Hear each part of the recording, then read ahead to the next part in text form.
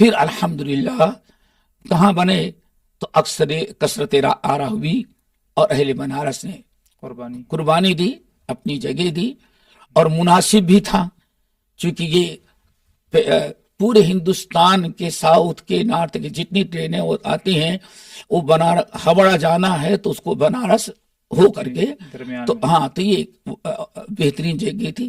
تو اس طرح سے مرکزی دارالعلوم قائم ہوا. تو اس وقت مدینہ یہ تھا کہ بنیاد جب رکھی سفیر نے تو اسی وقت شاہ سعود نے فیصلہ کر دیا تھا کہ 2 استاد ہماری طرف سے مدینہ یونیورسٹی کی طرف سے 2 استاد جامع سلفیہ میں پڑھائیں. اس لیے کہتے ہیں کہ بر صغیر کے اہل حدیثوں پر قیامت تک سب سے بڑا احسان کس کا ہے؟ مولانا ابوالکلام آزاد. اور نمبر 2 یہی ادارہ ہے جس کا اول یوم سے سنگ بنیاد سے لے کر کے آج تک ڈائریکٹ سعودیہ گورنمنٹ سے اس کا تعلق تھا. جب جامعہ سلفیہ بنارس قائم ہوا اور اساتذہ کی ضرورت پڑی تو یہ ایک قرارداد مرکزی جمعیت سے ہوئی تھی کہ اگر ضرورت پڑی تو پورے ہندوستان میں جتنے اہل حدیث مدارس ہیں اگر وہاں کے کسی استاد کی ضرورت جامعہ سلفیہ محسوس کرے گا تو اس استاد کو آ کے یہاں یعنی مدرسے والے منع نہیں کریں گے. اگر خبرہ ہے تو تدریسی فرائض جامعہ سلفیہ میں دے گا.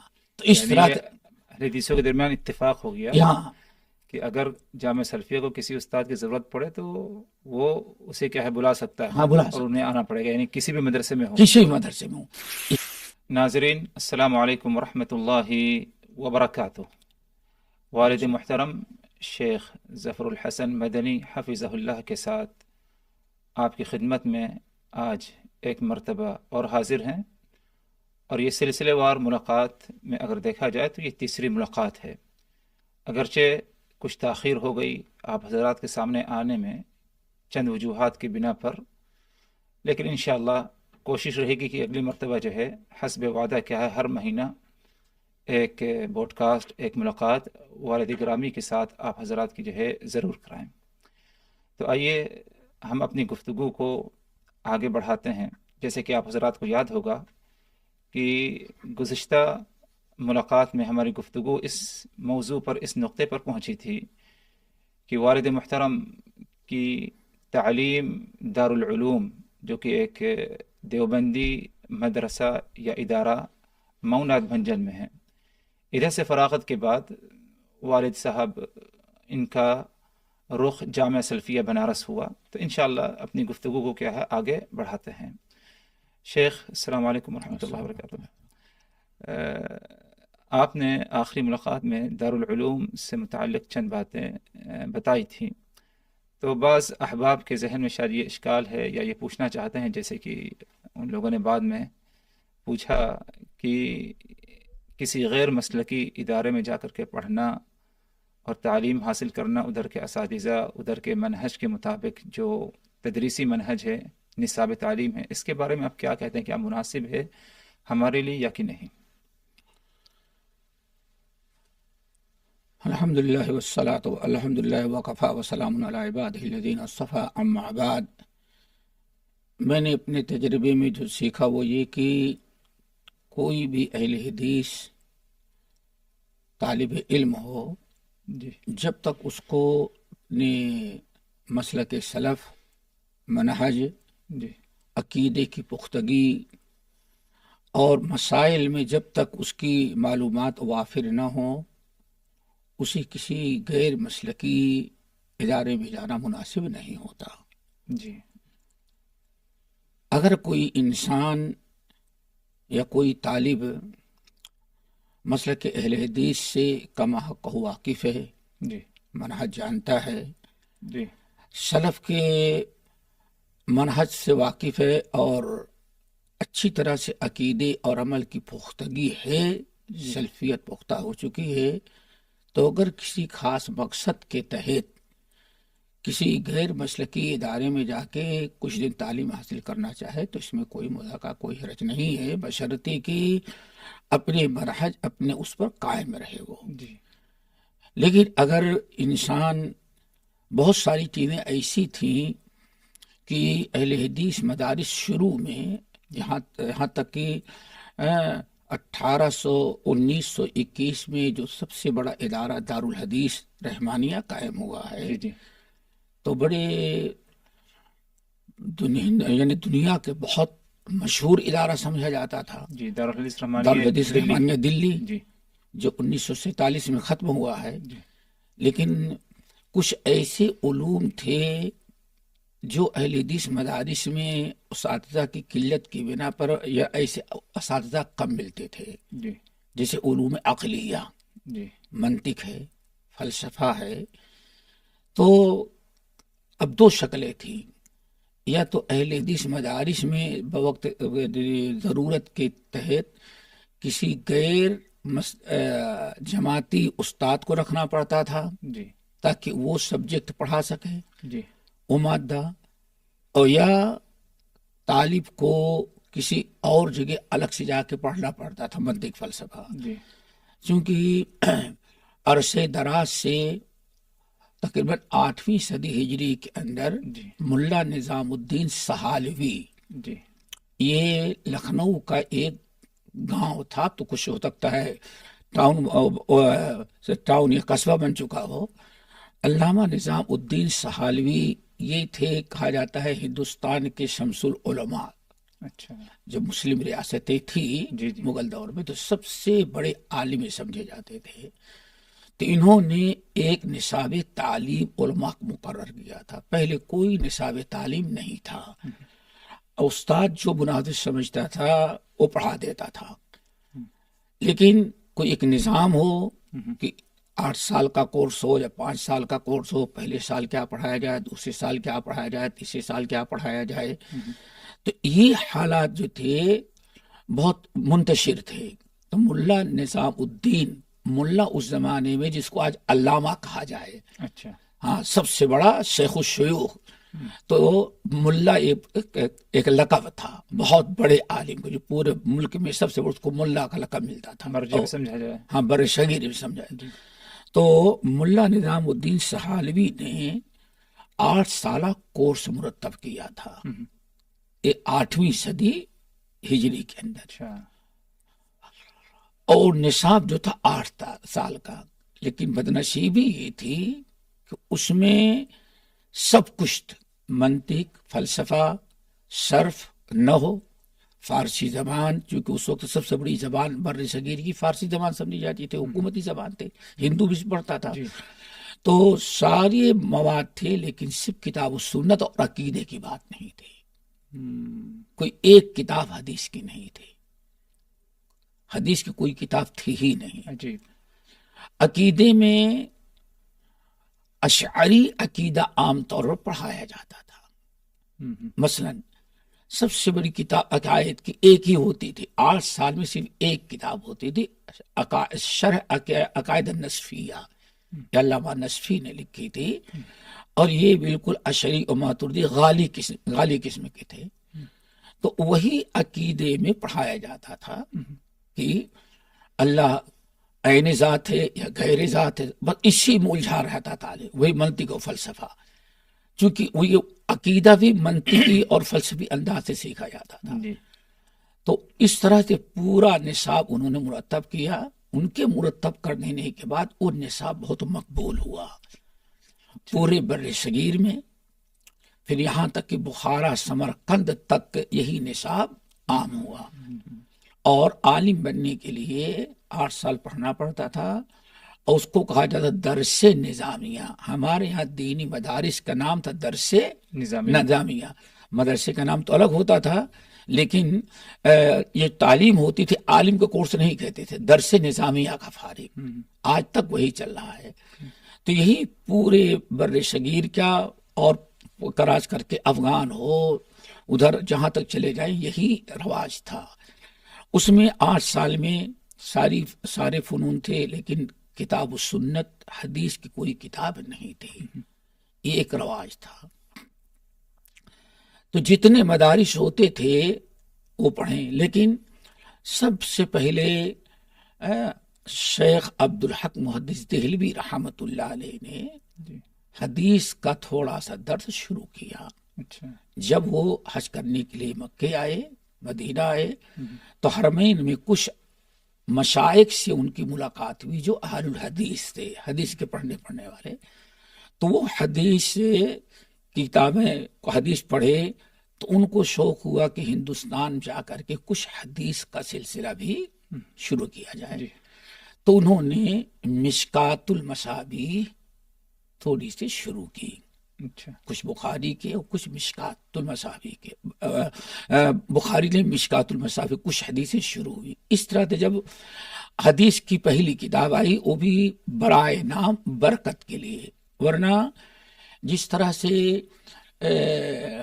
پرانے زمانے میں جب فریج وغیرہ نہیں تھا تو کوئی چیز سڑنے گلنے سے بچانے کے لیے یا بلی اور جانور سے بچانے کے لیے چھت میں ایک سوراخ کر کے یا ایک ہوک لگا دے، جیسے آج پنکھا لٹکایا جاتا ہے ایسے ہی اس کو لٹکا دیتے تھے، اور ایک باسکٹ ہوتی تھی تو اسی میں کوئی چیز رکھ دیں تاکہ ہوا رہے اور سڑے نہیں اور بلی اور کوئی جانور نہ پائے. ایسے ہی جو مدارس تھے یا جہاں تعلیم ہوتی تھی، ٹیبل پر منطق، فلسفہ، یہ ساری چیزیں، اور مشکات کو اوپر ایسے رکھ دیتے تھے برکت کے لیے کہ ہوا چلے گی تو اس سے برکت ہوگی. اتنی ہی تعلیم تھی. اور پھر انہوں نے کچھ کوشش کیا، شیخ عبدالحق محدث دہلوی نے حدیث کی شرح لکھی. تو شرح میں انہوں نے اللہ تعالیٰ ان کی خدمات قبول فرمائے، لگتے درگزر کرے، باتفاق علماء ان کی شرح بخاری اور مشکات کی 2 شرح لکھی.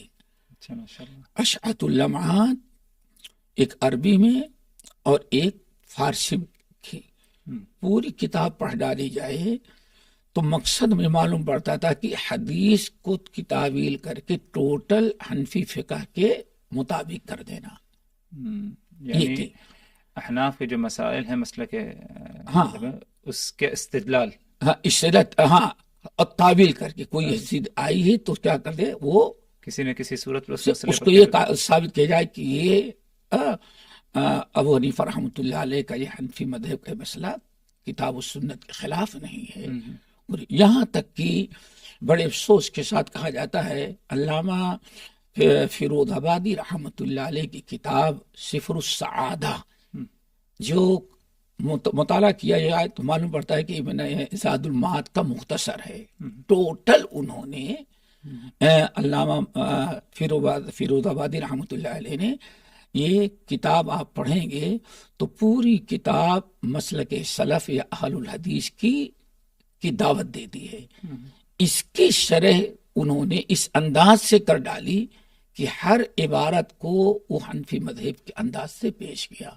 شرح سفر السعادہ تو یہ تھی، لیکن عقیدے پر کوئی بات نہیں آ پائی تھی.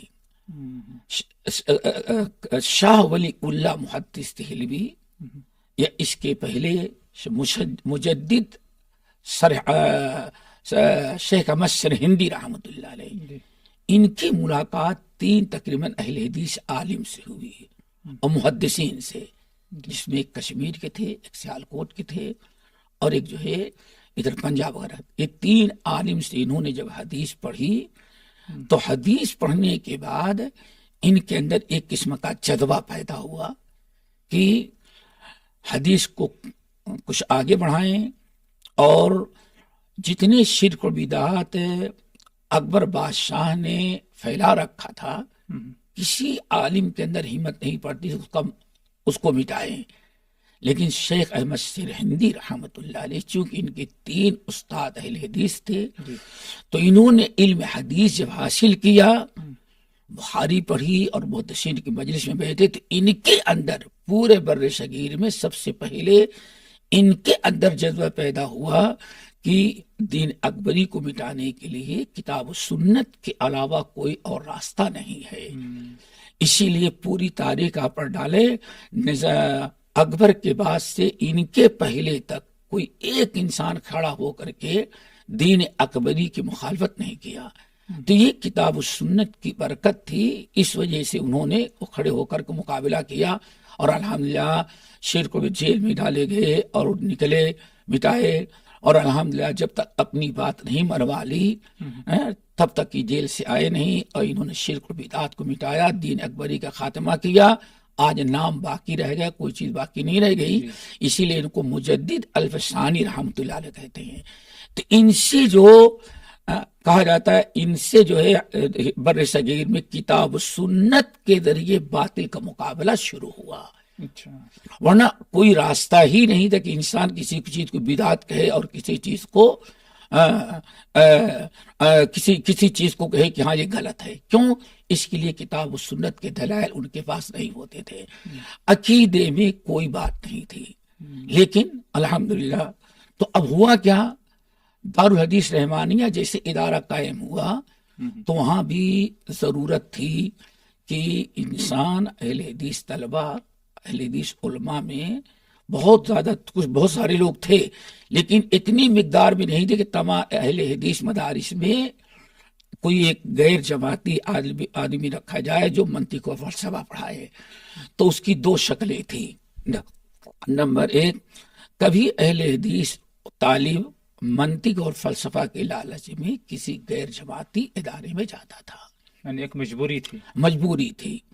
نمبر دو، کبھی کبھار انسان مجبور ہوتا تھا تو غیر منطق اور فلسفہ پڑھانے کے لیے غیر جماعتی استاد کو اہل حدیث ادارے میں رکھنا پڑتا تھا. تو اس طرح سے چلتا تھا یہ بہت ضرورت.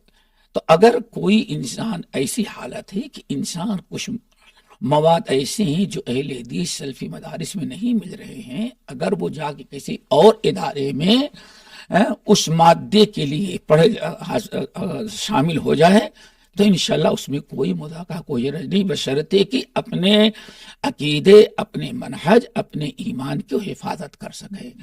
تو کبھی ان کے ہاں جا کر کے کسی خاص سبجیکٹ کے لیے چلے جانا یہ کوئی عیب کی بات نہیں ہے، پہلے بھی ہوتا تھا اور آج بھی ہو رہا ہے. اور میرے جانے کا بھی مقصد تقریباً یہی تھا، سمجھ گئے نا. ہم جو وہاں گئے تھے مقصد یہ تھا کہ ہم نے بہت کچھ پڑھ لیا ہے، مشکات سے لے کے بلوغ المرام، مشکات، ترمذی، ابو داؤد، یہ ساری کتابیں ہم نے اہل حدیث مشائخ سے فیض عام میں پڑھ لیا ہے.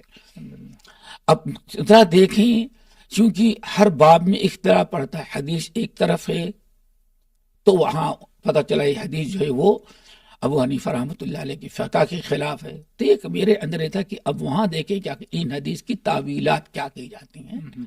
الحمدللہ اہل حدیث مدارس تھے، فیضام تھا، دارالحدیث تھا، مرکزی دارالعلوم تھا، ایک تین تو بالکل وہیں قریب تھے، عالیہ تھا، یہ تو اتنے اہل حدیث مدرسے موہی میں تھے تقریباً بنارس میں.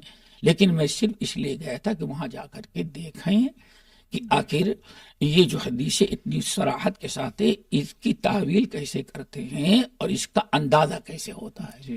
تو اگر کوئی طالب یا اہل حدیث عالم بوقت ضرورت اگر اپنے عقیدے اور منہج میں پختگی رکھتا ہے اور کسی غیر ادارے میں جا کر کے کچھ تعلیمات حاصل کرنا چاہتا ہے تو کوئی مذاکرہ، کوئی حرج نہیں ہے، بشرطے کہ دین میں خلل نہ آئے.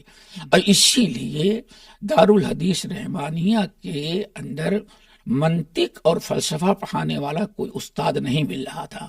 تو علامہ نذیر احمد عملوی رحمۃ اللہ علیہ جب فارغ ہوئے ہیں، شیخ الحدیث مولانا احمد اللہ صاحب پرتاپ گڑھی رحمۃ اللہ علیہ سے پوری تعلیم حاصل کی انہوں نے، اور شیخ الحدیث مولانا عبید اللہ رحمانی مبارک پوری رحمۃ اللہ، یہ دونوں خاص شاگردوں میں سے تھے مولانا احمد اللہ پرتاپ گڑھی کے.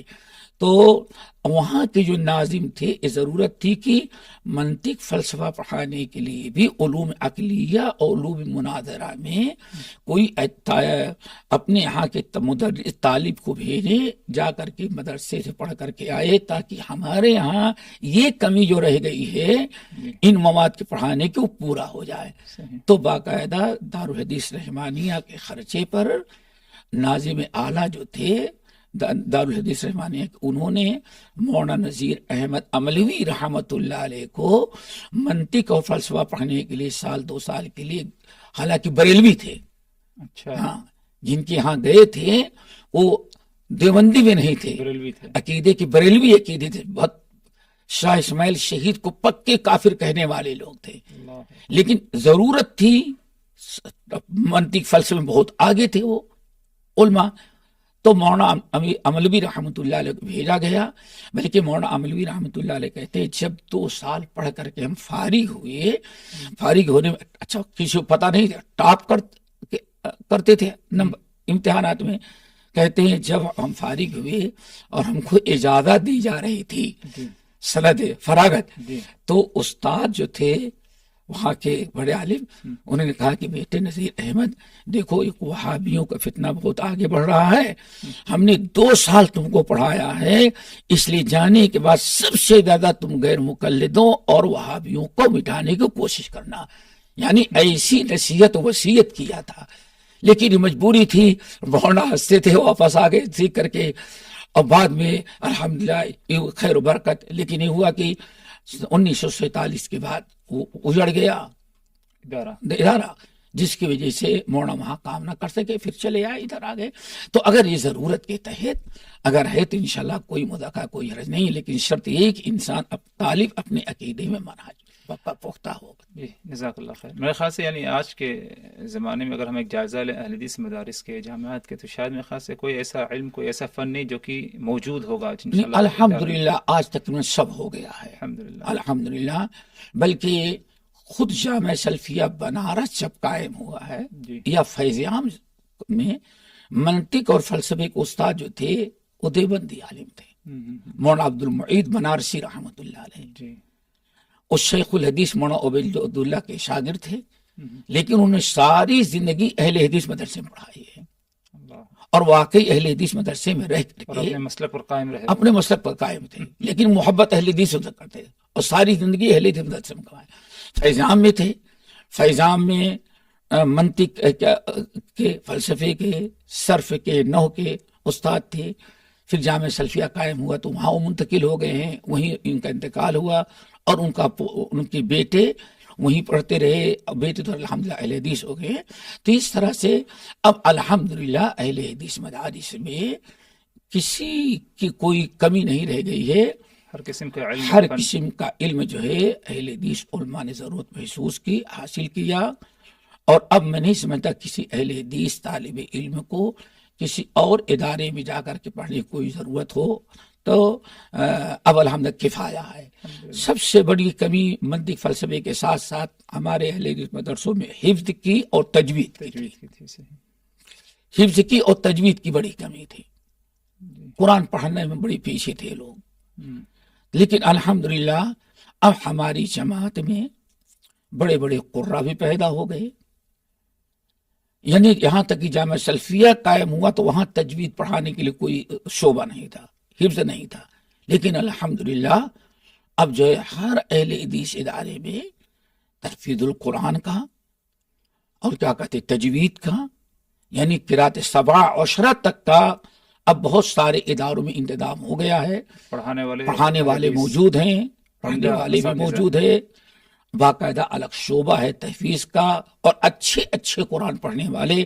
اسی لیے الحمدللہ دیکھتے ہیں کتنی مرتبہ تو سعودیہ میں یا امارات میں جو مقابلہ کرایا گیا تحفیظ القرآن کا قرہ کا، اس میں کتنے اہل حدیث طلبہ جو ہے وہ ٹاپ کی ہیں، اول نمبر آیا ہوا ہے۔ تو اب الحمدللہ ایسی کوئی کمی نہیں رہ گئی ہے۔ الحمدللہ۔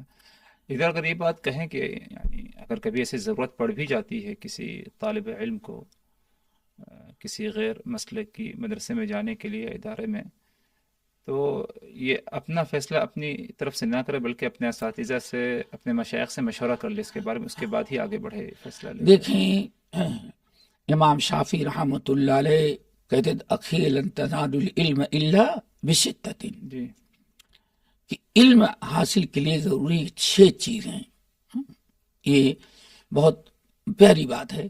تو اس میں ہے وہ ارشاد استاد، طالب علم جب کہیں آگے بڑھنا چاہتا ہے، جی کوئی اور دین میں علم میں اضافہ یا کہیں اور جانا چاہتا ہے، تو اس کے لیے استاد کی رہنمائی بہت ہی ضروری ہے۔ اخی لن تنالوا العلم الا بستۃ وہ ارشاد استاد،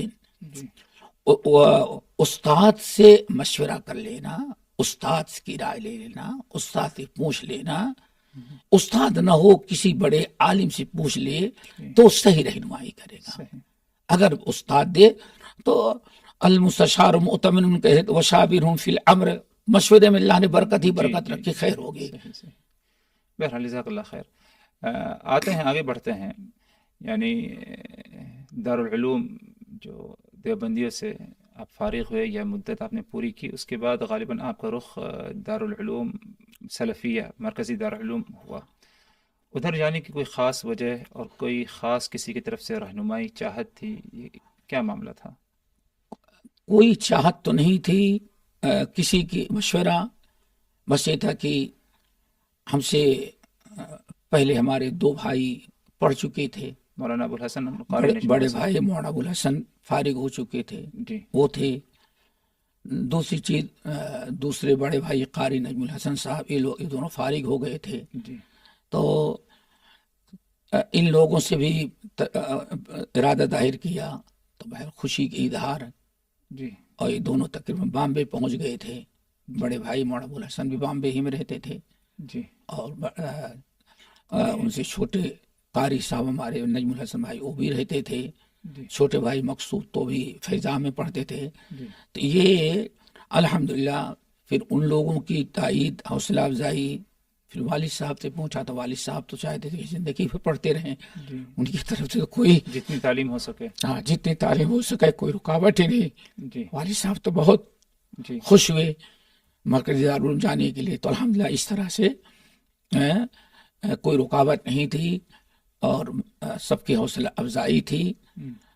چلے گئے، اور جانے کے لیے جانے کے کچھ اسباب جو میرے دل و دماغ میں تھے اس وقت کئی تھے۔ جی نمبر 1 تو یعنی اب 2 جگہ سے فارغ ہو چکا تھا، کوئی ضرورت تو نہیں تھی، لیکن پھر بھی شوق تھا۔ اس کی پہلی وجہ تو یہ تھی کہ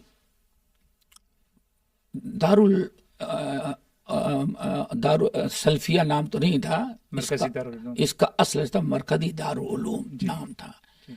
یہ تقریباً بعض اہل علم کے قول کے مطابق 1927 میں، جی بہت پہلے، جی جی تقسیم کے پہلے جی 1927 میں یہ آل انڈیا اہل حدیث، 1906 میں آل انڈیا اہل حدیث کانفرنس جی کی بنیاد رکھی گئی تھی آرا مدرسہ احمدیہ سلفیہ میں، جی بہار میں، اور بہار یو پی کا بارڈر، یہ بنیاد رکھی گئی تھی۔ تو یہ آل انڈیا اہل حدیث کانفرنس جی نے تقریباً 1927 سے یہ طے کر رکھا تھا کہ ہمیں یعنی کانفرنس، یوں کہے پوری مرکزی جمعیت اہل حدیث جو آج ہے جی ہند، جس میں بنگلہ دیش، پاکستان، جی آج کا ہندوستان، یہ پورا متحدہ ہند میٹنگ ہوئی، تقریباً کہا جاتا ہے بعد اہل علم کے مطابق 1927 میں جی یہ ایک اجلاس عام ہوا تھا۔ اس میں طے پایا کہ ہمیں چاہیے کہ کوئی ایک ایسا دینی مدرسہ درس نظامیہ کا کھولیں جی جو پورے دنیا میں اہل حدیثوں کا سب سے بڑا ادارہ ہو، مرکز ہو، اور یہ جامعہ ازہر کے ٹکر کو ہو۔ جسے پورے عرب میں اس وقت جامعہ ازہر کا نام، جامعہ ازہر کا، تو پورے بر صغیر پوری دنیا میں عجم میں پورے عجمی علاقے کا یہ ازہر ہوگا، یہ طے ہوا تھا۔ اور طے ہوا، سب لوگوں نے تائید کیا، متحدہ ہند کے تمام علماء نے، تمام علماء اہل حدیث نے متفقہ اور فیصلہ کر لیا کہ ایسا ادارہ ہوگا، ادارہ قائم ہو۔ ادارہ کہاں قائم کیا جائے، اس میں ایک بات چل رہی تھی کہ ایسی جگہ منتخب کی جائے کہ پورے بر صغیر سے وہاں مواصلات کا پہنچنے کا آمد و رفت آسان ہو۔ تو بہت غور فکر کے سب سے لانگ روٹ کی ٹرین جو چلتی تھی پشاور ہاوڑہ، ہاوڑہ یعنی ادھر کلکتہ بنگال، کلکتہ بنگال، تو یہ سب سے بڑی لانگ روٹ کی ٹرین، یعنی اس ایریا میں ٹرین چلا کرتی تھی، ہاں چلتی، انگریز چلایا تھا، لیکن اتنی نہیں تھی، دو ٹرینیں بڑی ان کی اہم تھی، ایک تو پشاور سے بامبے، طوفان میل نام رکھا تھا، اور اس میں انگریز نے شرط رکھا تھا کوئی عام آدمی نہیں بیٹھ سکتا، اس میں ٹکٹ اس کو ملتا تھا جو پینٹ اور شرٹ پہنے، کوٹ اور سوٹ بوٹ والا، عام لوگ، نام طوفان میل تھا۔ اس سے بامبے کو سی پورٹ بنا کر کے لندن تک سامان پہنچانا آسان تھا، اپنا مقصد تھا۔ دوسرے پشاور سے ہاوڑہ، تو وہ تو ایک روٹ پر چلی جاتی تھی طوفان میل پشاور سے، تو آدھا ہندوستان سے زیادہ یہ مشرق ہو جاتا تھا، نہ پنجاب وغیرہ ملتا، کچھ نہیں ملتا تھا۔ تو جو ٹرین پشاور سے ہاوڑہ جاتی تھی وہ بالکل سینٹر سے جاتی، اس میں پنجاب بھی آ جاتا تھا، پنجاب بھی آ جاتا، دلی کے علاقہ بھی آ جاتا، یو پی بھی آ جاتا، بہار بھی آ جاتا، اور ادھر کلکتہ ہاوڑہ کا مطلب ہے کہ پورا بنگال، آسام آ جاتا تھا۔ تو اسی روٹ پر تھا کہ رکھا جائے، تو الحمدللہ وہ سب سے اچھی جگہ وہ پتہ چلا کہ بنارس ہے، یہ طے تو ہو گیا تھا ایسا ہوگا اور یہاں بنایا جائے گا، رکھا جائے، لیکن چونکہ وسائل کم تھے، بات اب شروع ہوگا، اس میں کافی تاخیر ہوگا، تعمیری کام اور جگہ، خاص طور سے بھی جگہ وغیرہ کہاں خریدی جائے، کیسے کیا جائے۔ اس میں نصاب تعلیم جو ہے، یعنی مرکزی دارالعلوم جو چلے گا، قائم ہوگا، تو اس کا نصاب تعلیم کیا ہوگا۔ جو نظامیہ ہم نے بتایا 800 سال سے چل رہا تھا، اس پر مطمئن نہیں تھی، جو اس میں حدیث نہیں تھی، حدیث کا وہ تو شاہ ولی اللہ محدث جو ہے کچھ حدیث کا سلسلہ شروع کر دیا، سیاست وغیرہ نہیں، سے پہلے نہیں تھا، تو اصلاح کی بھی ضرورت تھی، تو نصاب کمیٹی بھی بن گئی اور ساری چیزیں چل رہی تھی، اور اس میں سالوں گزر گئے، یہاں تک کہ وہ ملک تقسیم ہو گیا۔ تقسیم کے موقع پر اکثر اراکین جو تھے کمیٹی کے، مولانا ابراہیم سیالکوٹی بہت اہم تھے نصاب تعلیم وغیرہ مقرر کرنے میں۔ تقسیم کے بعد علماء ادھر چلے گئے، پنجاب کے تقسیم ہوا، دلی وغیرہ میں سب زیادہ علماء تھے، وہ 3 حالتیں ہوئی، یا تو جان بچا کے چلے گئے، یا قتل کر دیے گئے، یا دلی چھوڑ کر کے، جیسے یو پی وغیرہ کے لوگ علماء بھگ کر کے آگئے، دلی خالی ہو گئی۔ اب وہ جو نصاب مرتب تھا عملی جامہ پہنانے کے پہلے یہ آ گیا، وہ سارا کام رک گیا، اور انڈیا میں جو رہ گئے تھے ممبروں میں سے بہت تھوڑے رہ گئے تھے لوگ، ان میں علامہ عبدالوہاب عربی رحمۃ اللہ ہے، یہی 1937 اور 38 سے جو صدر جمعیت اہل حدیث بنے ہوئے تھے وہی رہ گئے تھے، باقی سارے عہدیدار ادھر چلے گئے تھے، دلی کے ادارے ختم ہو گئے۔ اب بڑی پریشانی تھی، اب جو لوگ رہ گئے تھے وہ بڑی مشکلات میں آئے۔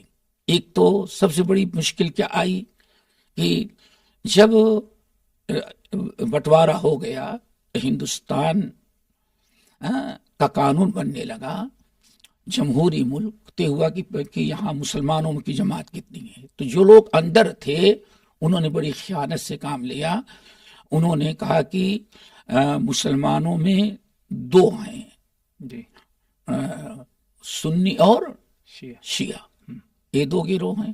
سنی میں حنفی زیادہ ہیں، حنفی ہیں، اور حنفی میں دو گروہ ہے، دیوبندی اور سنی۔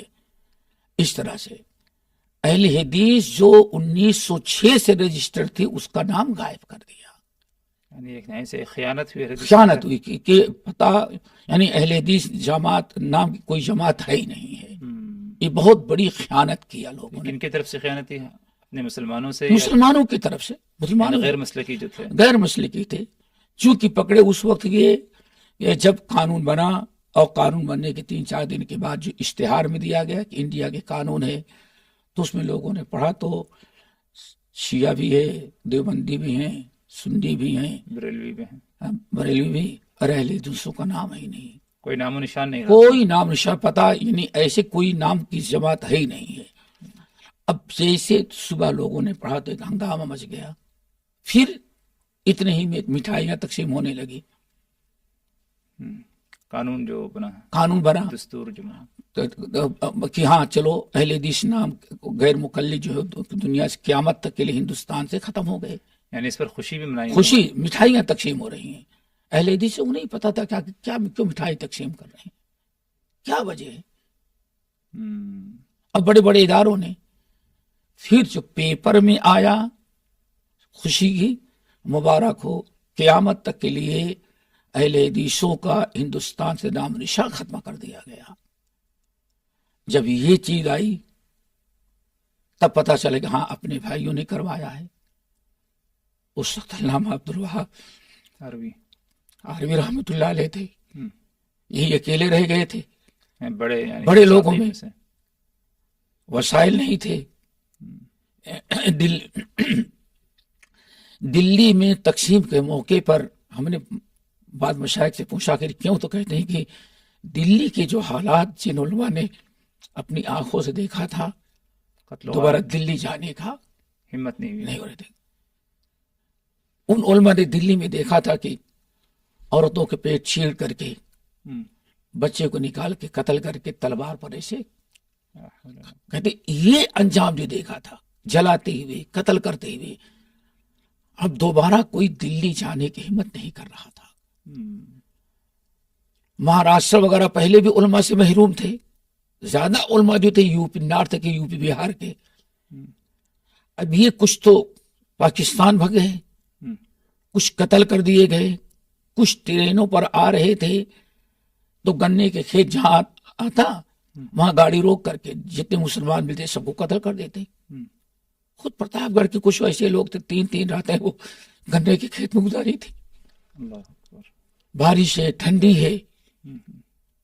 خود پرتاپ گڑھ کے کتنے اہل حدیث تھے جو گنوں کے کھیت میں، اور وہ جب تلوار پر ایسے بچوں کو، معصوم بچوں کو پیٹ میں لڑکا تو سارا منظر ان کے سامنے تھا، تو کسی کی ہمت نہیں پڑتی تھی۔ اور دلی ہی میں، یعنی جس کو بولتے ہیں دلی ہی میں حکومتی مرکز، جی ادھر ہی جانا پڑتا ہے سب کچھ کرو۔ اب جب جائیں، اب بغیر وہاں گئے اب کچھ کام ہو نہیں سکتا، تو اس میں مولانا عبدالوہاب عربی رحمۃ اللہ نے بڑی ہی کوشش کی، کسی بھی صورت سے جان کی پرواہ کیے بغیر یہ بہار سے دلی گئے، اور جانے کے بعد مولانا ابوالکلام آزاد سے ملے اور کہا دیکھیں یہ ہماری جماعت کے ساتھ ہوا ہے۔ تو اس وقت مولانا ابوالکلام کو بھی اس کی اطلاع نہیں تھی۔ مولانا ابوالکلام رحمۃ اللہ علیہ نہیں خیال کیے ہوں گے، کیونکہ کوئی تصور نہیں تھا۔ جب جا کر کے انہوں نے پیپر دکھایا تو مولانا ابوالکلام آزاد، اللہ جزائے خیر، اس لیے کہتے ہیں کہ بر صغیر کے اہل حدیثوں پر قیامت تک سب سے بڑا احسان کس کا ہے؟ مولانا ابوالکلام آزاد کا۔ مولانا عبدالوہاب عربی ان سے ملے، پوری پیش کیا کہ ایسا ایسا ہے۔ 3 مہینے تک عربی صاحب مسجد میں کہیں سو جاتے تھے، کرتا پاجامہ پہنے، پیدل سواری کے انتظام نہیں۔ مولانا ابوالکلام آزاد نہرو کے آفس چکر لگاتے لگاتے پھر مولانا ابوالکلام آزاد نے نہرو کو بیٹھا کے قانون بدلوایا۔ قانون مولانا ابوالکلام آزاد نے پھر بدلوایا، کہا کہ دستور کا یہ کیسے ہو سکتا ہے؟ سب سے فعال پوری دنیا میں سب سے زیادہ ایکٹیو مشہور جماعت آل انڈیا اہل حدیث کانفرنس، اس کو کیسے کل عدم قرار دیا گیا؟ اور جنگ آزادی میں ایک بڑا جنگ آزادی میں کیسے ہوا؟ تو نہرو کی بات سمجھ میں آئی، پھر بیٹھ کر کے آئین بدلا گیا، اس اہل حدیث نام کی بھی ایک بڑی جماعت ایکٹیو اور متحرک ہندوستان کے گاؤں گاؤں شہر شہر میں موجود ہے الحمدللہ۔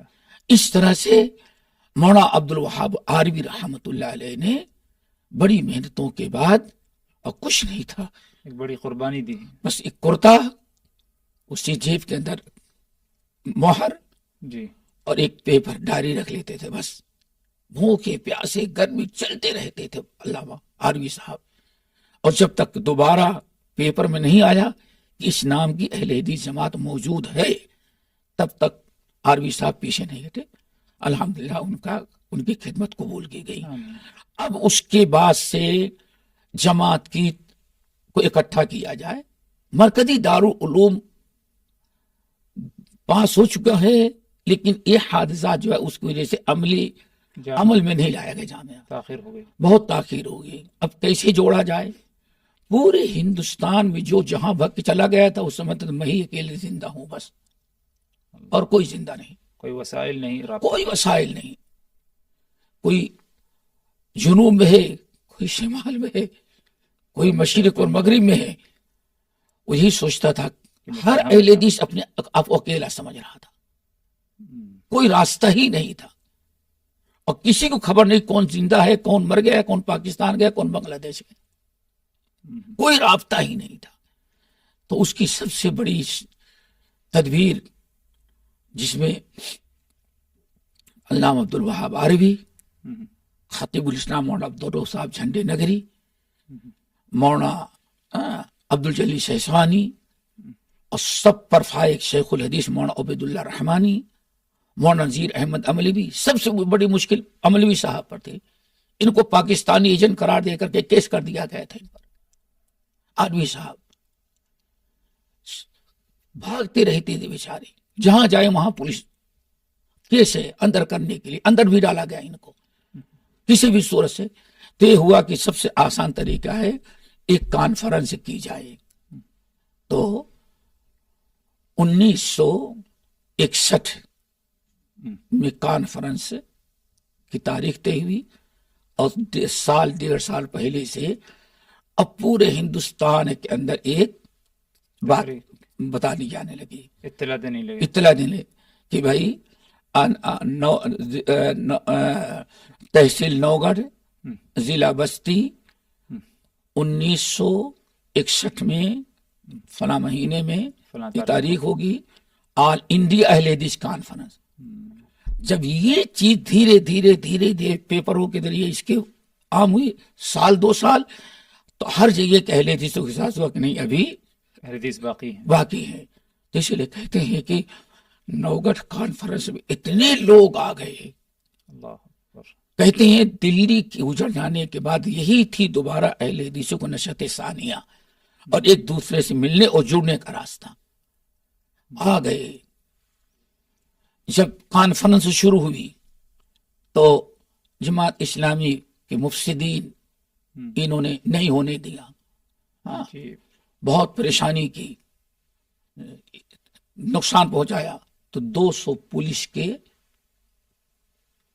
نگرانی میں اہل حدیثوں کی کانفرنس، اس کانفرنس سے میں ہندوستان کے گوشے گوشے کے لوگ آئے، اور پھر ہوا کہ ہاں اہل حدیث جماعت اب دوبارہ تنظیم نو کی آئی، 1961 کی بات۔ ہاں، اور وہیں جو بل پاس ہوا تھا مرکزی دارالعلوم کو قائم کیا جائے، دوبارہ پھر تحریک شروع، یہ تحریک شروع، آگے بڑھا جائے، عملی جامہ پہنایا جائے۔ تو پھر اسی میں جو قرارداد پاس کی گئی تھی، جو 1927 سے چلی آ رہی تھی اور تقسیم گرے سے منتشر ہو گیا تھا شیرازہ، اب دوبارہ مرکزی دارالعلوم قائم کرنے کا فیصلہ ہو گیا نوگڑھ کی کانفرنس 1961 کے اندر۔ پھر الحمدللہ کہاں بنے تو اکثر کثرت آرا ہوئی اور اہل بنارس نے قربانی دی، اپنی جگہ دی، اور مناسب بھی تھا چونکہ یہ پورے ہندوستان کے ساؤتھ کے نارتھ کے جتنی ٹرینیں آتی ہیں وہ بنارس ہاوڑہ جانا ہے تو اس کو بنارس ہو کر کے تو ہاں تو یہ بہترین جگہ تھی. تو اس طرح سے مرکزی دارالعلوم قائم ہوا، اور یہی واحد ادارہ ہے مرکزی دارالعلوم جو مرکزی جمعیت اہل حدیث ہند، اور اسی کے نقش قدم پر جب انہوں نے قائم کیا مرکزی جمعیت دارالعلوم، تو پھر اس کے بعد پاکستان نے قائم کیا جامعہ سلفیہ، اور بنگلہ دیش میں ہو سلفیہ. تو اصل بنیاد یہی تھی جو 1927 سے چل رہی تھی، اور عملی جامہ پہنایا یہاں 1963 میں، یعنی کانفرنس کے تقریباً 1.5-2 سال بعد ہاں تعمیر شروع ہوئی، بنیاد رکھی گئی، اور بنیاد کے بعد الحمدللہ اس کی تعمیر شروع. ایک تو یہ وجہ تھی کہ اتنا بڑا تاریخی ادارہ تھا، دل میں ایک شوق تھا کہ اس ادارے میں ہم بھی پہنچے اور فائدہ اٹھائیں. یہ میرا مقصد تھا. کوئی اور مقصد؟ نمبر 2، یہ واحد ادارہ تھا. میں نے کہا پہلی چیز یہ تھی کہ یہ ایک تاریخی ادارہ تھا. اور نمبر 2، یہی ادارہ ہے جس کا اول یوم سے سنگ بنیاد قرارداد سنگ بنیاد سے لے کر کے آج تک ڈائریکٹ سعودیہ گورنمنٹ سے اس کا تعلق تھا. اچھا، یعنی ہندوستان میں پہلا ادارہ ہے. یہ پہلا ادارہ ہے کہ جس میں شاہ سعود کو دعوت دی گئی افتتاح کے لیے. اچھا، لیکن شاہ سعود اس وقت نہیں آ پائے، تو سفیر جو تھا سعودی دل سے وہ کہیں دورے سے جا رہا تھا، برقیہ بھیجا کہ وہاں کا دورہ ختم کرو، فوراً پلین کے ذریعے کہاں پہنچو؟ بنارس. تو بنارس آئے، یعنی افتتاح کے موقع پر افتتاح سنگ بنیاد کے موقع پر سعودی حکومت سے نمائندے موجود تھے. ہاں، اس بڑا گہرا تعلق اس کا تھا سعودیہ گورنمنٹ سے، ہونا چاہیے تھا. اس کی وجہ یہ تھی کہ الحمدللہ ملک عبدالعزیز کے زمانے سے ان کی پریشانی میں سب سے بڑا حصہ جس نے حصہ لیا تھا وہ آل انڈیا اہل حدیث کانفرنس تھی، قلم کے ذریعے، اور مالی تعاون جو تھا اور جماعت کے خادم حافظ حمید اللہ دہلوی رحمۃ اللہ علیہ نے مالی تعاون بھی کیا، اور خود جا کر کے شاہ سے ملاقات کی، ان کی حوصلہ افزائی کی، اور جو وہاں ضرورت تھی وہاں بھی پیسے دے کر کے حکومت کے اداروں کو انہوں نے مضبوط کیا تھا. صرف مسئلہ کی توحید کی محبت رہی، توحید کی محبت. تو اس لیے یہ دوسری وجہ تھی جس سے شوق ہو رہا تھا کہ وہاں پہنچیں. نمبر 3، ہم نے شروع میں بتایا کہ عقیدے کا کوئی تصور ہمارے جتنے اہل حدیث مدارس سے نہیں تھا.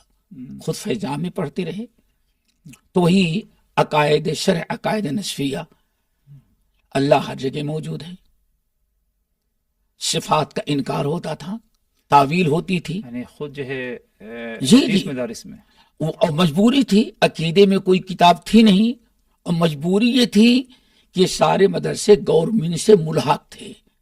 تو امتحان جب گورنمنٹ کو دیتے تھے تو اسی نظام درس نظامیہ کے طور پر، تو عقیدے میں پورا وہی اللہ ہر جگہ موجود ہے، اللہ تعالیٰ کے صفات کی تعویل کی جائے، اللہ عین ذات ہے یا غیر ذات ہے، نہ عین ذات ہے نہ غیر ذات ہے. اللہ تعالیٰ کلام کرتا ہے، کلام کا مطلب ہے جنت میں ایک درخت ہے، جب اللہ تعالیٰ کچھ بات کرنا چاہتا ہے تو ہوا چلاتا ہے، اس ہوا سے جو پتے جو ٹکراتے ہیں جو آواز ہوتی اس کو کلام اللہ کہا جاتا ہے. اسی ساری چیزیں پڑھی تھی. لیکن الحمدللہ چونکہ جامعہ سلفیہ مرکزی جمعیت اہل حدیث کے تحت تھا، اس کا تعلق ڈائریکٹ اول یوم سے کہاں سے جڑ گیا تھا؟ سعودی گورنمنٹ سے. اور یہ اس وقت کی بات ہے جب ہندوستان مرکزی جمعیت اہل حدیث مالدار تھی اور سعودیہ گورنمنٹ جو ہے غریب تھی. یہ اس وقت کی بات ہے. میں نے کہا چندہ یہاں سے وہاں بھیجا جاتا تھا, مکہ مدینہ جایا کرتا تھا.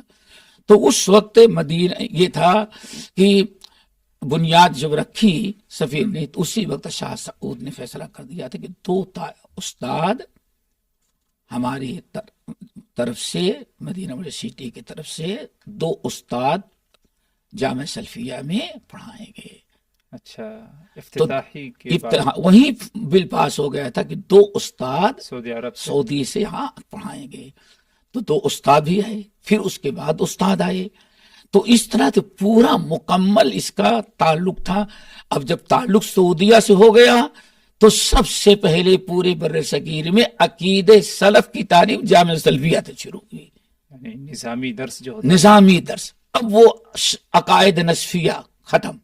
اچھا, اب یہاں فتح المجید, اچھا, شرح کتاب التوحید, ہاں کتاب التوحید. اب عقیدے میں یہ پڑھائی جانے لگی. پورے بر صغیر میں پہلا ادارہ تھا جہاں عقید سلف کی تعلیم ہوئی. الحمدللہ. منطق فلسفے سے زیادہ زور کس پر دیا جائے؟ علوم عقیدہ شرعیہ اور عقیدے پر. تو اس طرح سے الحمدللہ پھر شرح عقیدۃ الطحاویہ 2 کتابیں. اب عقیدہ یہاں آ کر کے پورے برس کہیں عقیدے کی تعلیم نہیں تھی. عقیدے کی تعلیم یہاں استاد بھی آتے تھے. نمبر 3 نمبر 4 جب جامعہ سلفیہ بنارس قائم ہوا جی, اور اساتذہ کی ضرورت پڑی تو یہ ایک قرارداد مرکزی جمعیت سے ہوئی تھی کہ اگر ضرورت پڑی تو پورے ہندوستان میں جتنے اہل حدیث مدارس ہیں اگر وہاں کے کسی استاد کی ضرورت جامعہ سلفیہ محسوس کرے گا تو اس استاد کو آ کے یہاں یعنی مدرسے والے منع نہیں کریں گے. اگر خبرہ ہے تو تدریسی فرائض جامعہ سلفیہ میں دے گا.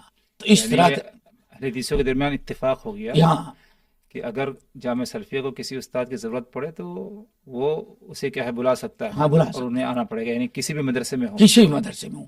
اسی لیے سب سے یعنی جب ضرورت پڑی, اب شیخ الحدیث بننے کی ضرورت پڑی, کون پڑھے گا جامعہ سلفیہ میں؟ شیخ الحدیث کون ہوگا؟ تو سب سے پہلا نام مولانا عبید اللہ رحمانی صاحب میرات کا تھا جی. ان کو بلایا گیا اور کہا گیا کہ آپ بخاری مسلم آپ پڑھائیں گے. شیخ نے انکار کر دیا. شیخ الحدیث مولانا عبید اللہ صاحب میرات انکار کر دیا, ہم نہیں پڑھا سکتے. میٹنگ بیٹھی تھی, علامہ عبد الوہاب آروی رحمۃ اللہ علیہ بیٹھے تھے جو آل انڈیا اہل حدیث کے صدر تھے مرکزی جمعیت کے, وہ بیٹھے ہوئے تھے. انہوں نے کہا پڑھانا پڑے گا. شیخ نے کہا میں نہیں پڑھا سکتا. تو یا کوئی ہاں بڑے زور سے ڈانٹ دیا انہوں نے. بڑی مجلس استاد تھے عارفی صاحب, استاد تھے اور شاگرد تھے. اب شیخ الحدیث کی عمر 70 سال رہی ہوگی, عمر دراز. اتنے زور سے ڈانٹ دی کہ شیخ رو دیے. وہاں شیخ الحدیث رونے لگے, آنکھوں سے آنسو بہنے لگے. کیوں؟ طے یہ ہوا تھا کہ یہاں جو شیخ الحدیث ہوگا 3 نام تھے جی. شیخ الحدیث مولانا عبید اللہ رحمانی, مولانا محمد مسلم رحمانی, احمد اللہ رحمانی اور مولانا مصلح الدین اعظمی. یہ 3 آدمی کے نام تھے جو 2 یو پی اعظم گڑھ کے تھے, ایک بنگال کے تھے مالدہ کے. تو سب سے پہلا نام شیخ الحدیث کا تھا. شیخ الحدیث نہیں تو مولانا احمد اللہ رحمانی پڑھائیں گے. مالدہ ہی احمد اللہ رحمانی احمد اللہ پرتاپ گڑھی سے شاگرد تھے. اچھا, مختلف ہیں. ہاں, مولانا پرتاپ گڑھی تو وہ مالدہ بنگال کے تھے. مولانا احمد اللہ مالدہی جو تھے وہ بہت ٹاپ کے یعنی حدیث میں شاگرد تھے مولانا احمد اللہ پرتاپ گڑھی کے. تو وہ آئیں گے. اگر وہ نہیں تو مولانا مصلح الدین اعظمی آئیں گے. تو شیخ الحدیث نے ان کا سب پہلے شیخ الحدیث کو بلایا کہ آپ کو حدیث پڑھانا ہے. انکار کیے اور حق بھی انہیں کا تھا. تو مولانا آروی صاحب نے زور سے ڈانٹا اور کہا کہ ٹھیک ہے ابھی ہم میٹنگ برخاست ہیں اور ہم لکھ کر کے دے دیتے ہیں, مرکزی جمعیت سے اعلان کر دیتے ہیں کہ جامعہ سلفیہ میں بخاری مسلم پڑھانے والا کوئی اہل حدیث عالم نہیں رہ گیا ہے. بڑے زور سے ڈانٹا. اب ایسی بات کہی تو کچھ لوگوں نے کہا کہ شیخ آخر کیا ہے, آپ کے سامنے کیا عذر ہے, کیا عذر, آپ کیوں نہیں پڑھا سکتے؟ آپ مشکات کے شرح لکھ رہے ہیں, سارے وسائل مہیا ہیں, آپ سے بڑا کون ہے دہلی رحمانیہ میں؟ آپ سے کون آپ کے لیے آئے گا؟ تو انہوں نے کہا کہ دیکھو یہ ہم سب کے لیے بڑی عبرت کی چیز ہے. شیخ الحدیث روتے ہوئے کہے کہ دیکھو بخاری اور مسلم پڑھانے کے لیے جتنی تیاری کی ضرورت ہے میں اتنی تیاری نہیں کر سکتا. جتنا مطالعے کی ضرورت ہے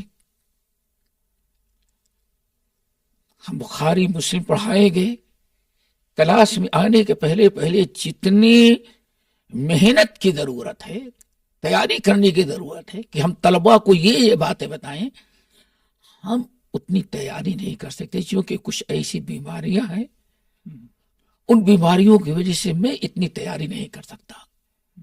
اور جب اتنی تیاری نہیں کر سکوں گا اور کلاس میں آؤں گا پڑھانے کے لیے تو یہ اللہ تعالیٰ کی امانت میں خیانت ہوگی. یعنی عجیب سے یعنی مشکات کی شرح لکھ رہے ہیں, ہاں, لیکن اپنے وقت کے ایک محدث سمجھے جا رہے ہیں, لیکن ان کا تواضع, کہتے ہیں کہ میں امانت میں خیانت نہیں کر سکتا. کل اللہ تعالیٰ پوچھے گا کہ طلباء کو یہ بات بتانے تھی بخاری مسلم کے درس میں تم کیوں نہیں بتائے؟ تو میرے پاس یہ جماعت کی امانت ہے, امانت میں خیانت ہوگی, میں یہ خیانت کا گناہ نہیں لے سکتا. شیخ نے ایسا عذر پیش کیا کہ جتنے لوگ بیٹھے سب اشکبار ہو گئے. ان کی امانت داری کو دیکھ کر کے اللہ تعالیٰ ابھی بھی ہماری جماعت میں ایسے لوگ موجود ہیں کہ اتنی امانت داری کے خیال رکھتے ہیں. جب یہ بات کہی تو عربی صاحب بھی خاموش ہو گئے اور شیخ خالد حدیث کو معذور رکھا گیا. پھر مولانا مسلم الدین بھی نہیں چل سکے, مولانا احمد اللہ مالدہی رحمت اللہ علیہ آئے اور آنے کے بعد انہوں نے منصب کو سنبھالا. اور ابھی 2 سال قبل کسی نے واقعہ بیان کیا, یہ سب بات تو لمبی ہو گئی لیکن بڑی عبرت کی. احمد اللہ مالدہی رحمت اللہ علیہ پوری جماعت نے چنا تھا کہ اگر شیخ الحدیث مبارک پوری نہیں تو مولانا احمد اللہ مالدہی بنگالی تھے. اتنے حق گو, اتنے مخلص, اور اتفاقاً بڑی خوشی کی بات ہے کہ جامعہ سلفیہ میں ہم کو بخاری جو مدرسے کی طرف سے وہاں جو نظام ہوتا تھا اس میں دینی مدرسوں میں کہ طلباء کو فری میں کتاب دیتے تھے شعبان کے شوال میں, اور امتحان آخری امتحان کے بعد سال پورا ہونے کے بعد کتاب رکھ لیتے تھے, پھر اس کو دوسرے طلباء کو دی جاتی تھی. یعنی آریتن طلباء کو کتاب نہیں, ہر طالب علم کتاب خریدنے کی طاقت نہیں رکھتا تھا. تو ہمیں جامعہ سلفیہ میں جو بخاری ملی الحمدللہ یہ ہماری خوش نصیبی تھی. اس معلوم پڑتا ہے کہ وہ نسخہ وہی شیخ الحدیث مولانا احمد اللہ مالدہی کا تھا, چونکہ اس کو مطلب کہیں کوئی تعلیق رکھتے ہیں اور نیچے لکھتے احمد اللہ مالدہی, تو وہ نسخہ ان کا جو پڑھانے کا تھا وہ مجھے مل گیا تھا. یہ ہماری ایک بڑی خوش نصیبی تھی. تو کہتی اتنے امانت دار تھے, یہی ساری چیزیں تھی جو ہمیں جامعہ سلفیہ لے گئیں. تو کہتے ہیں کہ ایک دن ترمذی پڑھا رہے تھے مولانا احمد اللہ مالدہی, جو کہیں کہ جامعہ سلفیہ کے شیخ الحدیث پڑھا رہے تھے. تو وہاں زمین پہ بیٹھ کے پڑھنا پڑتا تھا. جی. تو اچانک ناظم اعلیٰ مولانا عبد الوحید صاحب رحمۃ اللہ علیہ ابھی موجودہ جو ناظم ان کے والد یہ بڑے نیک انسان تھے. بڑی محبت کرتے تھے ہم کو. ایک مرتبہ ہم کو اپنی گاڑی دے کر کے بھیجا تھا. بڑے نیک انسان تھے اور بڑے وجیح بھی تھے, مال بھی تھا, علم تھا. کہتے ہیں جامعہ سلفیہ خصوصیات بتا رہا ہوں, ٹاپ کے استاد آتے تھے جو ہم کو مجبور کہ ہم بھی جائیں وہاں. دروازہ کھولے اور السلام علیکم کہے اور ناظم صاحب کلاس میں آ کے بیٹھے. ہمارے پرانے جو تھے ناظم احمد, ناظم عبد الوحید, یہ لوگ ناظم بھی تھے, عالم بھی تھے, مالدار بھی تھے. تو یہ استاد پڑھاتا رہتا تھا تو آ کر کے کلاس میں بیٹھ جاتے تھے. ناظم احمد بھی ایسے کرتے تھے. ناظم عبد الوحید رحمۃ اللہ علیہ بھی آئے اور مولانا احمد اللہ پڑھا رہے تھے. طلبہ پڑھ رہے ہیں, سلام کے اندر آ گئے. مولانا احمد اللہ صاحب نے کہا کہ ناظم صاحب اٹھیے. اللہ, ایسے استاد اٹھے. اب ناظم صاحب جب جامعہ میں آ جائے, جامعہ سلفیہ میں, تو سب کے روکتے کھڑے ہو جاتے تھے. اب استاد کہتا ہے آپ اٹھیں. کہا کیا ہوا؟ کہا آپ بغیر سلام کے داخل ہو گئے. اللہ اکبر. یہ جامعہ سلفیہ کا ایک مزاج تھا. وہاں کے ٹاپ کے اساتذہ چنے پورے ہندوستان کے, علم عمل. اٹھیے. آپ نے سلام نہیں. ناظم صاحب نے کہا کہ میں نے سلام کیا, شاید تم نے سنا نہ ہو. ہم نے سنا نہیں. ناظم صاحب کہتے ہیں میں نے سلام کیا. شیخ الحدیث کہتے ہیں صدر کی ہم نے نہیں سنا, آپ نے نہیں کیا. تو طلبہ سے پوچھا, طلبہ نے بھی کہا میں نے بھی نہیں سنا. نہیں سنا میں نے. یعنی ذرا سوچیں کہ اساتذہ کا وہاں مقام, مرتبہ, امانت داری اور کس طرح سے سنت پر عمل, یعنی علم, عمل, تربیت, سب کچھ. تو ناظم صاحب کھڑے ہوئے کہا السلام علیکم. تو مولانا احمد اللہ نے کہا ناظم صاحب یہ جو سنت ہے اس سنت پر عمل نہیں ہوا. کیوں؟ آپ اندر سے السلام علیکم کہہ رہے ہیں داخل ہوتے وقت. دوبارہ جو ہے آپ فَإِذَا دَخَلْتُمْ بُيُوتًا فَسَلِّمُوا, آپ باہر سے سلام کرنا تھا. ناظم صاحب ایک لفظ نہیں اعتراض, باہر گئے اور دروازے پر السلام علیکم کا, پھر آ کر کے کلاس میں بیٹھے. اس سے اندازہ لگتا ہے کہ کس قدر ہمارے سلف میں جو جامعہ سلفیہ قائم کیا, یعنی نہ ناظم صاحب کو برا لگا اور نہ ہی جو ہے نہ استاد نے بخشا اور نہ طلبہ کے سامنے توہین سمجھی گئی, بلکہ یہ کہ ہاں جامعہ سلفیہ کی میزہ تھی.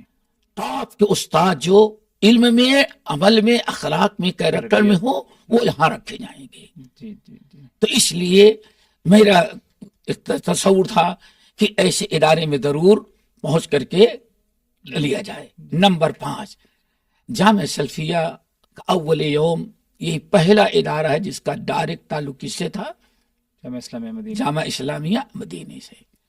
اور وہاں کے طلبہ وہاں پڑھتے تھے, پڑھ کر آتے تو الحمدللہ ان کا ایک وقار, ایک عزت. اور جامعہ بنارس سلفیہ میں, بنارس مرکزی دارالعلوم میں بھی ایک بڑا طبقہ وہاں کے فارغین کا تھا, جس میں شیخ عبدالسلام مدنی تھے, مولانا انیس الرحمان آدمی تھے, اور بہت سارے لوگ تھے.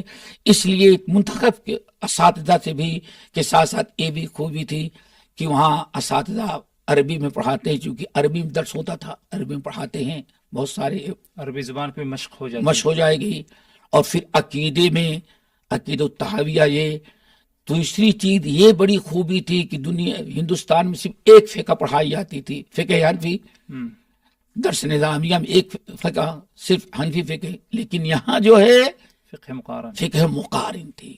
بدایت المجتہد یہ پہلا ادارہ ہے ہندوستان کا جس کے اندر فقہ المقارن, بدایت المجتہد پڑھائی جاتی اولین آخرین، اس سے ہوتا کہ طالب کو پتہ چل جاتا کہ ہاں حنفی ہی مذہب نہیں ہے بلکہ دوسرے مذاہب کے بھی اقوال پائے جاتے ہیں۔ اسی طرح سے نمبر 6 بڑی خوبی یہ تھی کہ ہندوستان میں خصوصاً یو پی اور بہار اور بنگال کے جتنے ادارے تھے تقریباً سب 99% یہ گورنمنٹ سے ملحق تھے۔ تو گورنمنٹ سے کچھ تنخواہ ملتی تھی اور وہاں کا امتحان دیتے تھے گورنمنٹ کا، یعنی منشی، مولوی، منشی کامل، مولوی عالم، فاضل، تو یہ سب تقریباً ہم فیضان میں کر چکے تھے الحمدللہ۔ درس نظامیہ کے ساتھ ساتھ منشی بھی، عالم بھی، فاضل بھی، یہ ہم نے کر لیا تھا، ہم سارے بھائیوں تقریباً کر لیا ہے، تو یہ تو ہم نے کر لیا تھا۔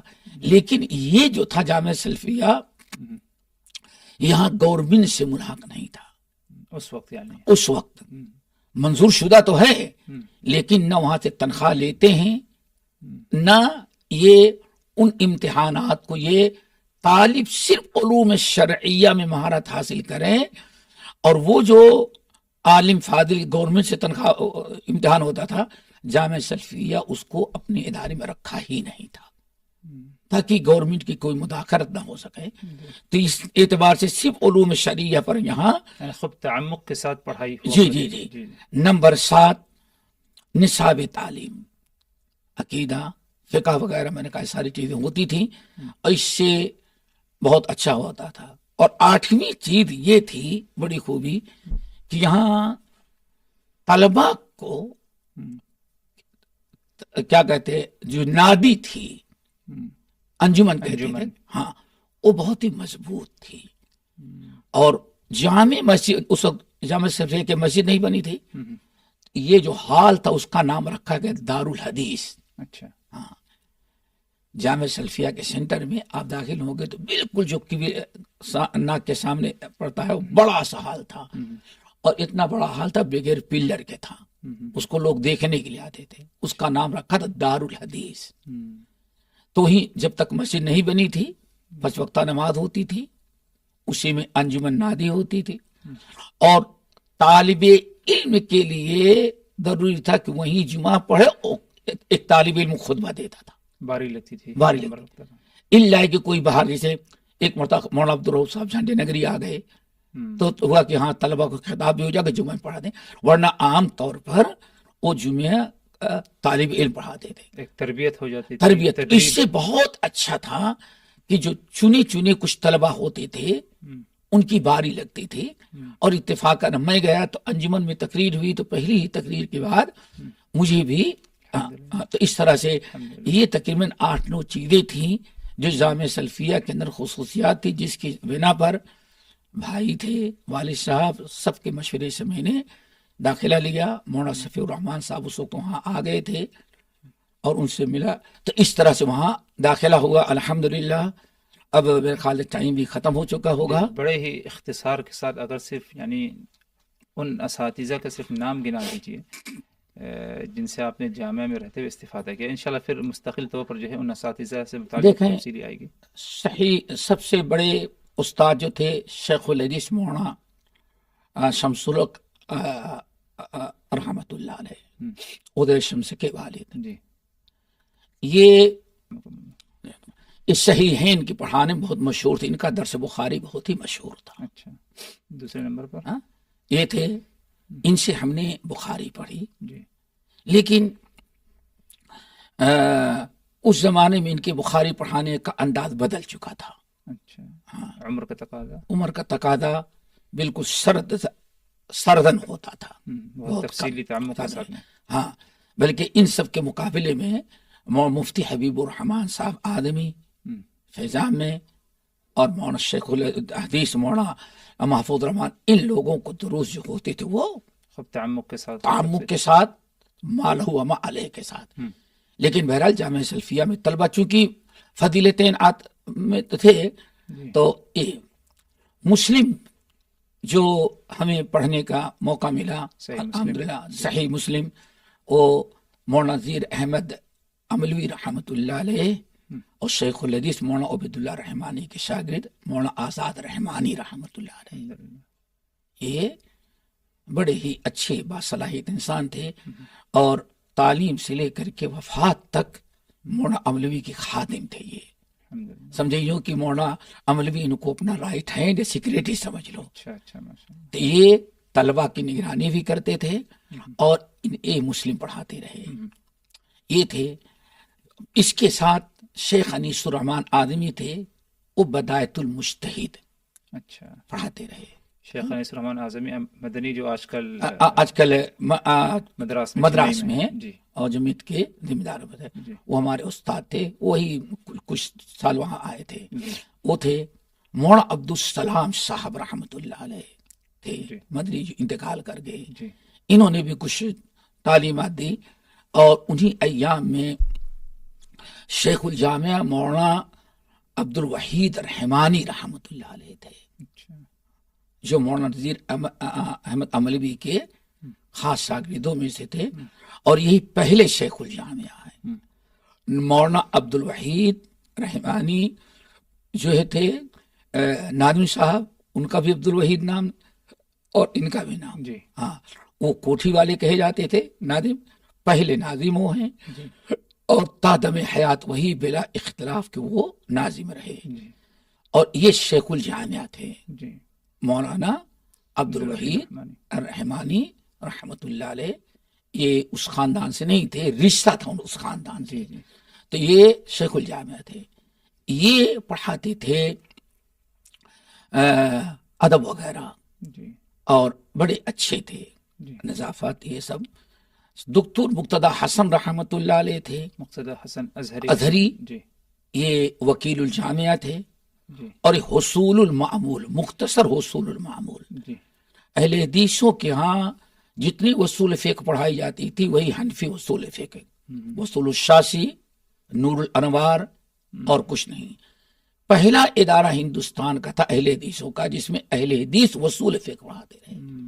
علامہ شوکانی کی کتاب ارشاد الفحول کا مختصر ملخص کیا تھا علامہ نواب صدیق حسن خاں بھوپالی رحمۃ اللہ علیہ نے، تو اس کو اور ذرا مختصر کر کے جامع سلفیہ اصول فقہ میں پڑھاتے تھے وہ، اور شاید دنیا کا پہلا ادارہ ہے جامع سلفیہ جہاں اہل حدیث اصول فقہ پڑھائی جاتی تھی، ورنہ تقریباً سب وہی وصول کسی نہ کسی مذہب سے تقریباً وہی مذہب حنفی تو وصول الشاسی اور نور الانوار، یا اس کے بعد اور یہ پڑھائی۔ لیکن جامع سلفیہ نے ان کتابوں کو الگ کر کے ڈائریکٹ حصول المعمول، وصول فقہ کی کتاب جو تھی، اصل کتاب ارشاد الفحول شوکانی کی تھی، اس کا ملخص انہوں نے کیا تھا نواب صدیق حسن نے، پھر اس کو اور ذرا سا ملخص کر کے جامع سلفیہ نے اس کو نصاب تعلیم میں داخل حصول المعمول فی علم الوصول۔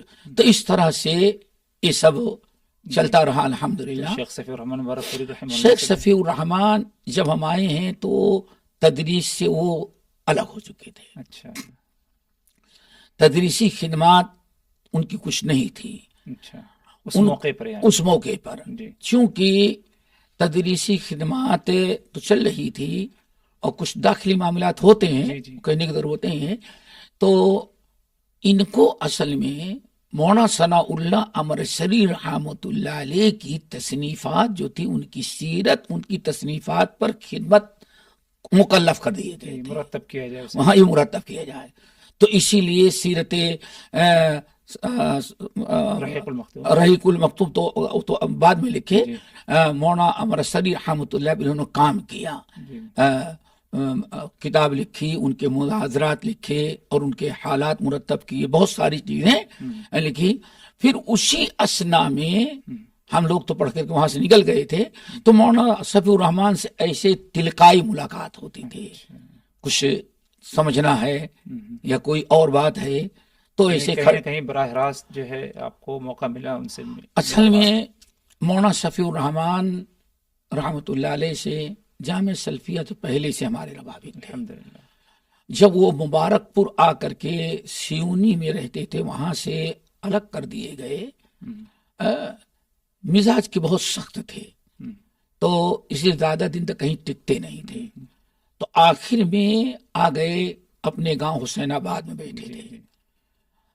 تو مولانا عبد الرحمان صاحب مبارک پوری رحمت اللہ علیہ دار التعلیم ایک مدرسہ قائم کیا تھا، جس مدرسے میں علامہ تقی الدین ہلالی رحمت اللہ علیہ آ کر کے پڑھتے تھے. ترمذی وغیرہ پڑھے نا شیخ مبارک پوری مولانا عبد الرحمان صاحب تحفہ سے. تو اس مدرسے میں تعلیم کے لیے ان کو رکھا گیا، تدریسی خدمات کے لیے. تو تدریسی خدمات کرتے ہوئے انہوں نے وہی کئی کتابیں لکھی. مولانا ان پر بھی کتاب لکھی، اب محمد بن عبد الوہاب نجدی رحمۃ اللہ علیہ پر. پھر اسی طرح سے بلوغ المرام کی شرح عربی میں لکھی، تعلیقات وہیں رکھ کر کے. تو وہیں سے جب وہ نام تو پہلے سے سنا تھا، لیکن جب مبارک پور آ کر کے رہنے لگے تھے تب ہم فیضان سے جا کر کے ملاقات ان سے کرتے رہے. تو وہیں سے روابط تھے. پھر جب میں دارالعلوم میں آیا تو کبھی دو ایک مرتبہ وہاں بھی ملنے کے لیے آئے تھے. پھر ان کی کچھ کتابیں جو تھیں یا وہ کہتے کوئی واقعات وغیرہ ملے تو ہم کو بتا رہا، تو ہم کو کوئی واقعات شیخ عبد الوہاب نجدی، محمد بن عبد الوہاب نجدی کے یا اور ہوتے تو ہم اس کو نوٹ کر کے ان کو دیتے تھے. یا ایسے تو اسی وقت سے ہمارے روابط تھے، بلکہ ان کی اپنی کچھ کتابوں کے نسخے ہم کو دے دیتے تھے کہ بیچ دیں. تو پھر وہاں معاملات نہیں چل رہے تھے اور مدرسہ متحمل نہیں ہو سکتا تھا.